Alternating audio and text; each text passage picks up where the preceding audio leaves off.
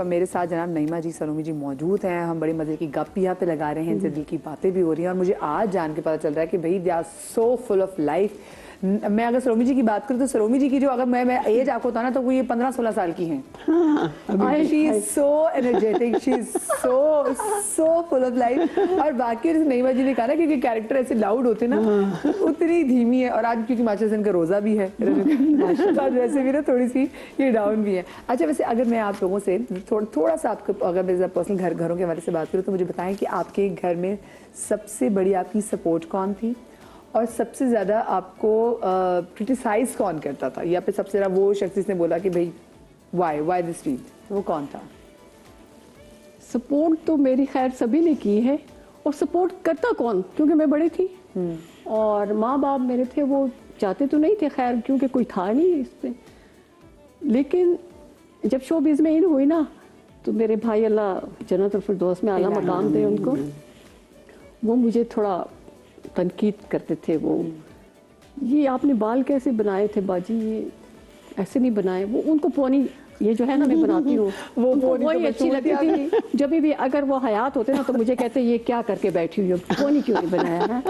तो वो मुझे कहते थे ऐसे क्यों बोली आप ड्रामे में, ये तो बाजी आपने सही नहीं किया, ये आपको ऐसा नहीं बोलना चाहिए था। मैंने कहा ठीक तो क्या थी, वो सेटिस्फाई नहीं होते थे कभी मेरी एक्टिंग। तो वो आप तो बड़ा प्रेशर फील करती होंगी कि जब आपको मैं कहती थी नहीं भाई मैंने सही किया है, भाई मैंने सही किया है। नहीं नहीं सही नहीं किया। अच्छा ये बाल ऐसे क्यों बनाया, बालों पे तो मुझे अक्सर डांटते थे। नहीं मैं वहीद भाई बहुत डांटते थे मुझे बालों पे, ये सूट नहीं करते, अभी भी सूट नहीं करते, या अभी होते ना यार तो ये पोनी क्यों नहीं बनाया तुमने, ये क्यों नहीं किया। तो ये था बस। और आपका तो मशहूर वो भी था ना जो आपकी हाई पोनी थी। हाँ वो पोनी से ही तो पहचानते हैं लोग मुझे। सलोमी हाँ मरी गए थे हम लोग, तो माल पे जा रहे थे तो अब पीछे से मुझे आवाज आई सलोमी। मैंने कहा अल्लाह ये कौन। देखा मैंने, हालांकि वो निकाब किया वो मास्क लगाया हुआ था मैंने, और पोनी ऊपर थी और पीछे से एक मेल की आवाज आई सलोमी। मैंने कहा अल्लाह ये कौन आ गया मेरे जान में। देखा तो मैंने कहा जी, कहते हैं आप सलोमी है ना। मैंने कहा आपने कैसे पहचाना। कहते हैं एक तो आपका पोनी और एक आपकी आंखें। क्या बात है इनकी मशहूर ज़बान पोनी की। आप मुझे बताएं आपके घर में आपका सबसे बड़ा सपोर्टर कौन था? मेरे वालिद साहब थे और मैं वहाँ पर भी बड़ी थी, जैसे ये बड़ी थी मैं भी बड़ी थी। तो बस फिर जब वालिद साहब चले गए सबसे पहले मेरे अल्लाह और फिर वालिद साहब, बस कोई। और तनकीद कौन करता था घर में? कोई नहीं करता था, क्योंकि सब कोई मतलब मैं ही लेके चलती थी तो कोई ऐसा नहीं था कि कोई तनकीद करे। प्यार बहुत करते थे सारे लोग मेरे, जैसे चचा चाची, मेरी दादी, अल्लाह उनको जन्नत नसीब करे। आपकी फैमिली में आपकी कितने बहन भाई हैं? कितने लोग? मेरे माशाल्लाह से 4 भाई माशाल्लाह और 4 बहनें। 4 बहनें। तो एक भाई तो अल्लाह को प्यारे हो गए, बाकी सबकी शादियां हो गई माशाल्लाह। सबको ही मतलब रुखसत किया हमने। अच्छा आप कितना मिस करते हैं आप लोग थिएटर को? मुझे ये बताएं कि आप लोगों ने तो थिएटर की वजह से बहुत सारे मुल्कों में ट्रैवल किया होगा। अमेरिका गए हैं, दुबई तो खैर घर ही था हमारा। तो आज दूसरे दिन दुबई उमर के साथ गए होते थे, फुरकान भाई ये लोग लेके जाते थे। और अमेरिका ज़्यादा कहाँ मजा आया परफॉर्म करते हुए? सबसे ज़्यादा मुझे दुबई में मज़ा आया, सबसे ज़्यादा। अमेरिका यकीन जानो तुम, मुझे बड़े खुश थे आर्टिस्ट, ये घूम रहे हैं, मैं और ये एक कमरे में रहते थे। अरे तुम लोग क्या करते रहते हो दोनों, घूमती क्यों नहीं हो, यहाँ क्या रेस्ट करने आए हो तुम, हर वक्त कमरे में घुसी रहती हो तुम लोग। जितने भी आर्टिस्ट हैं, उमर आता है वो कहता है, शकील आता है, ये मोइन वो ये। भाई हमारी आदत नहीं घूमने की, बस हम बैठे हुए आराम से बस बातें गपशप हम लगाते रहते हैं। और दूसरा आप लोग जो थिएटर प्लेस होते थे वो तो हमारे हमसाया मुल्क के एक्टर्स भी बहुत देखते थे। बहुत इंडियन और पाकिस्तानी ऐसे भरे रहते थे शोज में जिसकी हद नहीं। और कॉपी में जितने भी हमारे, अब देखिए मैं जैसे शो के आगाज में बात कर रही थी कि जितने स्टैंड अप कॉमेडियंस हैं उनकी आधी से ज्यादा कॉमेडी तो हमारे स्टेज ड्रामों से ली गई है। देखो जितने भी हमारे स्टेज ड्रामे हैं ना, तो जैसे गोविंदा है, पहले तो मूवीज की बात नहीं करती हूँ, जब हम उमर शरीफ के यहाँ रिहर्सल्स करते थे उनके घर में बैठ के, तो फ़ोन आते थे, अक्षय का आ रहा है फ़ोन, कभी गोविंदा सर, उमर साहब ये इस ड्रामे का सीन हम करना चाह रहे हैं तो आप परमिशन देंगे हमें? उमर कहते हैं क्यों नहीं। वो शागिर्द उमर के बने हुए थे, डोरी कहता है मैंने लाल बांध दी उनको, शागिर्द बाकायदा बने हों गोविंदा और अक्षय। तो कहते हैं हाँ कोई बात नहीं कर लो सीन। तो कितने हमारे स्टेज ड्रामे हैं जो इंडियन मूवीज़ में उन्होंने शूट किए हैं। और फिर सीखा भी उन्होंने पाकिस्तानी कॉमेडियन से, क्योंकि उनकी टाइमिंग नहीं है, कॉमेडी में नहीं है वो लोग आगे। हाँ, फिल्मों में हैं आगे, लेकिन कॉमेडी में पाकिस्तान नंबर 1 है। और पाकिस्तानी कॉमेडी पूरी दुनिया में बेस्ट है, इंडिया नहीं है। कपिल जो है वो खुद कहता है कि मैंने उमर भाई को कॉपी किया, मैंने शकील को, ये शकील लाला ये लोग जब जाते थे ना इंडिया, तो ऐसे शोज करके उनकी टाइमिंग ठीक हुई है। जैसे इरफान है, हसन है, हमारे जो आर्टिस्ट गए ना उनकी वजह से उनकी टाइमिंग सेट हुई है, उनकी वजह से उनको शोर आए। कॉमेडी ऐसे होती है। अच्छा, एक तो और दूसरा हमारी जो मीम्स की गेम है वो भी अगर देखा जाए तो जब कभी दोनों ममालिक के दरमियान जब कोई मीम्स का मुकाबला होता है तो उसकी जंग भी हम लोग जीत जाते हैं। मुझे लगता है एक शिकवा, क्योंकि शो में मुझे अगर कहने का आप लोग मौका दें, मुझे लगता है कि हमारे इतने बड़े बड़े हमारे सुपरस्टार जो हमारे कॉमेडियंस हमारे हमसाया मुल्क में जो मुकाबले हो रहे होते थे ना, उनका वो स्टैंडर्ड नहीं था कि वो नए लोगों के साथ बहुत आप लोगों को लगता है कि ये हमारे बड़े बड़े स्टार्स ने इसको गलती की कि जाके आप बिल्कुल नए नकोर लोगों के साथ जाके आप मुकाबले में शरीक हो जाएं, क्योंकि ये तो वो लोग हैं जिनका तो कैलिबर जजेस से भी बहुत ऊंचा था। देखो, ये तो बड़े हमारे लिए पाकिस्तानियों के लिए ऑनर की बात है कि वो हमारे मेल्स को और इनको बुला रहे हैं। और उनकी जो गेम थी ना, उन्होंने सीखना था, तो एक सीखने के लिए उन्होंने बुलाया पाकिस्तानियों को। और उन्होंने जो वहाँ पे एक अपना क्या कहते हैं तहका मचाया और भरपूर उन्होंने कामयाबी अल्लाह ताला ने उनको दी, तो वो आज तक वो लोग याद करते हैं कि ये पाकिस्तानी आर्टिस्ट हो की वजह से हम हुए। वो डिनाई नहीं करते इस बात को, वो एग्री करते हैं कि हाँ हमने उनसे सीखा है। मैंने क्या कहता, मैं कुछ दिनों एक पॉडकास्ट देख रही थी, तो उसमें हमारे हमसाया मुल्क की कमेडियन है, बड़ी क्यूट सी भारतीय मोटी सी, तो उन्होंने बताया कि वो किसी कॉम्पिटिशन में थी और उन्होंने कहा कि कंपटीशन में हमसाया मुल्क से पाकिस्तान के बहुत बड़े कमेडियन आए हुए थे। तो कहते हैं उन्होंने मेरे काम में से नुक्स निकाला और मुझे कहा कि ठीक है तुम कर लोगी, बस तुम ऐसे ना करना, फलानी चीज़ ना करना, और तुम इस करती रहो, हो जाएगा तुमसे। अंदर उसने एक आगे एक बात की जिसने लिटरली मुझे लगा कि मार दिया मुझे। उसने कहा कि और उसके बाद वो कंपटीशन मैं ही जीती। जो मुझे सिखा भी रहे थे, जो मेरे काम से नक्स पे निकाले थे, आई वाज लाइक क्या ज़रूरत थी कि आप इतने नए लोगों के साथ मुकाबला करते। तो ये मुझे लगता है कि कुछ गलतियाँ ऐसी जो कि मेरे ख्याल से नहीं करनी। जैसे अमानुल्लाह साहब वही कंपटीशन में गए तो जजेस ने कह दिया कि भाई हम इस हमारा ये कैलिबर नहीं कि हम आपके काम को जज करें। उन्होंने तो नहीं ये करवाया था उनसे। हाँ, तो उन्होंने नहीं करवाया था। हाँ। बात ये है कि जो शेर होता है ना, शेर, हाँ, वो जो है ना बिल्ली का मुकाबला नहीं कर सकता, क्योंकि उस बिल्ली जो है ना ऊपर चढ़ जाती है दरख्त पे, और शेर कहता है तुमने मुझे ये नहीं सिखाया, ये होना चाहिए था। बात बिल्कुल सही है। अच्छा, आपने क्या चीज़ सबसे ज़्यादा मिस करती है जब आप थिएटर की लाइफ के बारे में सोचती हैं? वो मैं मिस तो खैर अल्हम्दुलिल्लाह अभी भी मैं काम कर रही होती हूँ स्टेज, जैसे ईद बकरा ईद पे होता है। तो वैसे जैसे आपने पूछा तो मैं इंडिया का बताऊंगी आपको कि हम लोग अमेरिका गए थे शो के लिए, सलोमी और हम दोनों साथ ही थे, उमर सारे सब। एयरपोर्ट पे हम उतरे न्यूयॉर्क पे, तो हमें जाना था शिकागो शो के लिए। तो अच्छा, मैं अभी भी बहुत सारे आर्टिस्ट हैं या नाम, जैसे अभी मैं आपको ऑफ द टीवी बोली थी कि क्या क्या नाम है मुझे नहीं पता होता है, तो मैं नहीं जानती थी। ये कहने लगी यार मैं देख आशा भोसले खड़ी हुई है, मैंने कहा हाँ चल चल चलते वहाँ पर ना वो लेंगे आर्टिस्ट। अभी मैं कहता मैंने ये नहीं मैं चलना चल, मुझे ये निम्मे बोलती। मैंने कहा अच्छा चलो ठीक है। हम गए, जैसे ही हम गए इतना ही फासला होगा आपको, ये मैं और सलोमी और ये आशा जी। तो देख के ना, हाँ उषा, रात में हम इनका ड्रामा देख रहे थे ना बुट्टा घर पे। अल्लाह आप यकीन मैं अभी भी रोंगटे खड़े हो रहे हैं, मैं एकदम शर्मिंदा हो गई कि यार वो माशाल्लाह बहुत बड़े फनकार, बहुत बड़ा नाम, हमारे यहाँ के आर्टिस्ट माशाल्लाह बड़े हो के भी और छोटे। अच्छा आप आ रहे हैं, सॉरी हमने तो देखा नहीं। वो मैं एकदम से वो हो गई शर्मिंदा। उषा देखो हम इनका देखे, फिर उन्होंने मुझसे पूछा वो जो आपके हस्बैंड बने थे तीली तीली शक्ल के, तो उनका वीज़ा नहीं लगा था, वो शूट पे यहाँ पर थे मसरूफ़, तो उनका फिर बाद में लगा था। मैंने कहा वो आए नहीं। भाई आपने क्या अच्छी एक्टिंग की है, ओए। मैंने कहा देखो यार, फिर हमने ऑटोग्राफ लिया, तस्वीर ली, तस्वीरें एक दफ़ा। फिर और भी ये हुआ, मैं जब स्टूडियो गई तो मेरा एक ड्रामा बड़ा मशहूर हुआ था, मतलब काफ़ी नाम के से हिट हुए मेरे। टिकट मंगाओ मैं पिंडी जाऊंगी, टिकट मंगाओ मैं पिंडी जाऊंगी, बड़ा हिट हुआ था।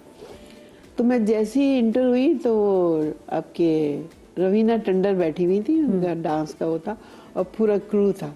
और जैसे ही मैं एंटर हुई तो वो सारी लड़कियां ना सब आ गई, टिकट मंगाओ, मैं पिंड नहीं जाऊंगी।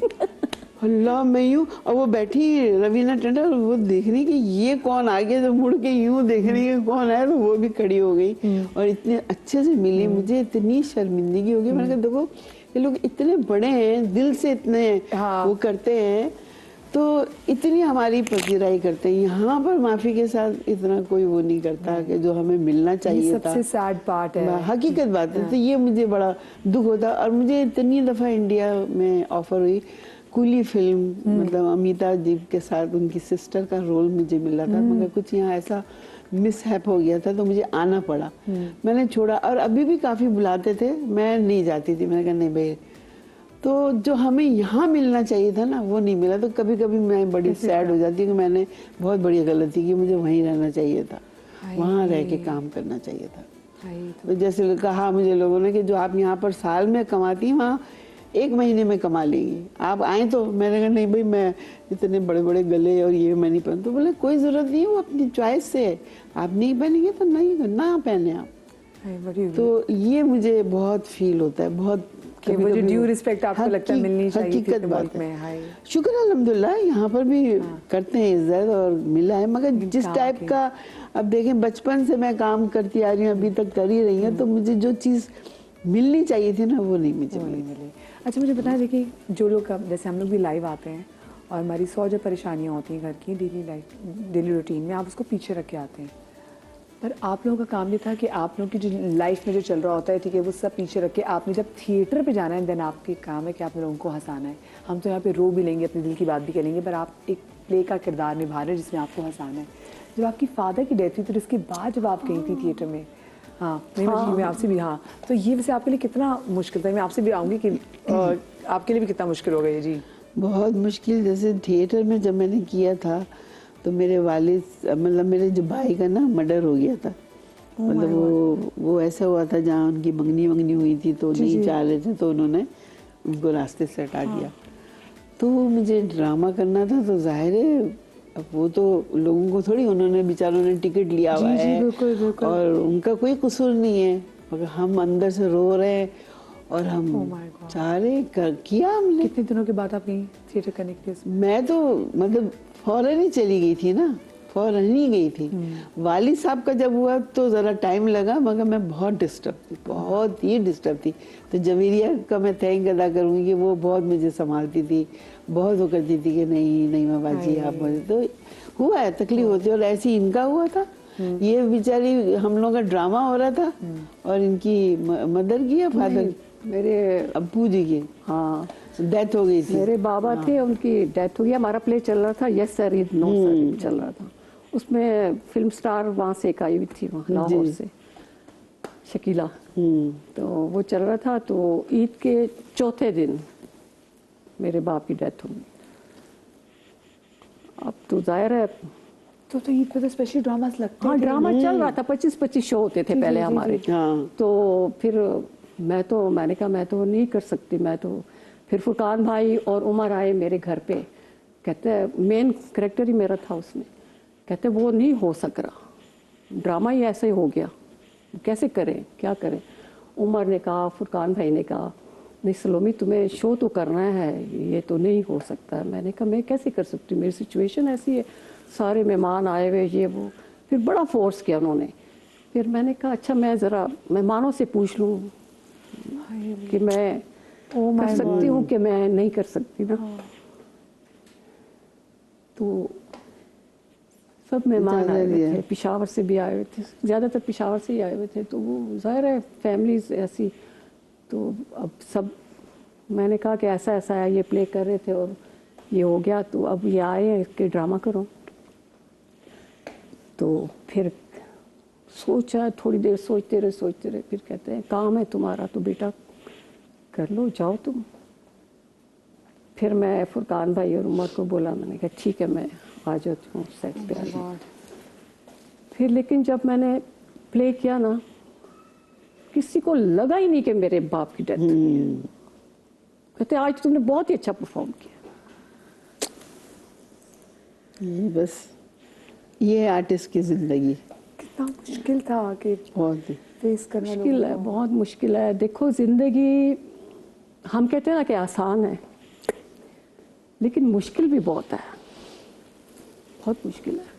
ऐसी ये सारे ट्रॉमास हील हो जाते हैं क्योंकि ऑफ कोर्स ये बहुत सारे ऐसी ग्रीफ्स ऐसे हैं जिनको एक टाइम देना बड़ा ज़रूरी होता है। जब आप इनको टाइम नहीं देते, एंड ऑफ कोर्स आपने काम ज्वाइन कर लिया, आपने भी काम ज्वाइन कर लिया, तो ये कहते हैं ये ग्रीफ, ये गम आपके लिटरली गोडे गिट्टों में जाके बॉडी के हर एक सेल में अंदर बैठ से जाता है। कैसे हम होते हैं, अंदर से तो टूट चुके होते हैं, लेकिन आपको फील नहीं होगा कि हम टूट गए हैं। क्यों आप परफॉर्म ऐसा करना है ना, आपको पता नहीं चलना चाहिए यार। एक्टिंग है ना, अंदर क्या है ये तो अल्लाह जाने और बंदा जाने, ये है। तो यही तो फेस से हम लोग पहचान जाते हैं कि हम अंदर से रो रहे हैं, आपको हंसा रहे हैं, तो हम तो मान जाते हैं। ऐसी मतलब वैसे ऐसी शकील सिद्दीकी की मैं बात कहूँगी। हम लोग अमेरिका गए थे ड्रामे के लिए, तो उनका एक सीन चल रहा था, तो वो टेलीफोन पे वो बात कर रहे हैं ना, शकील सिद्दीकी बात करे, तो कराची से फ़ोन आया कि भाई आपके अब्बू की डेथ हो गई है। ओए होए। हाँ, अच्छा हमें किसी पर अल्लाह रूठे खड़े हो रहे, हमें नहीं पता चला। उसने माशाल्लाह एक्टिंग में अच्छा हाँ अच्छा ऐसी बात है, चलो ठीक है मैं आता हूँ, ये करके पूरा किया। और स्टेज पे थे, स्टेज पे कॉल, हाँ स्टेज पे, और पूरा उसने कहीं भी किसी को नहीं बताया, हमें पता ही नहीं। और उसने वो एक्टिंग करके कर दी। जब ड्रामा एंड हुआ तब शकील ने बताया कि मेरे अब्बू की डेथ हो गई है। अल्लाह, सब शौक हो गए और बोले भाई रुकवा दे, तो बोले नहीं, कैसे रुकवा सकता था। तो उन्होंने ये किया, तो ये हम लोगों की ये ज़िंदगी है, हम लोग ये हैं कि ऊपर से हंसा रहे हैं, अंदर से रो रहे हैं, आपको जाहिर नहीं होगा, ये है। तो ये सारे आर्टिस्टों के साथ हुआ और है। यही शायद हमारे उन आर्टिस्ट की क्वालिटी कितने डेडिकेटेड थे कि उन्होंने अपना काम भी फ़र्ज की तरह किया। बिल्कुल। मैं जैसे उन्होंने बताया कि ये ऑफ कोर्स डिसहार्टन है, आपको इंडस्ट्री से कुछ शिकवा है? इंडस्ट्री से नहीं, मुझे शिकवा कोई नहीं है, और अल्हम्दुलिल्लाह मैंने काम किया और पता है सबको, मैंने यहीं से कमाया। और कहते हैं ना कि आर्टिस्ट जो है खिदमत करता है लोगों की, फनकार जो है वो खिदमत करता है, लेकिन मैं ये कहती हूँ कि शोबिज़, ये जो फनकारी है उसने मेरी खिदमत की है। इनकम मुझे इससे हुई है, शोबिज़ से।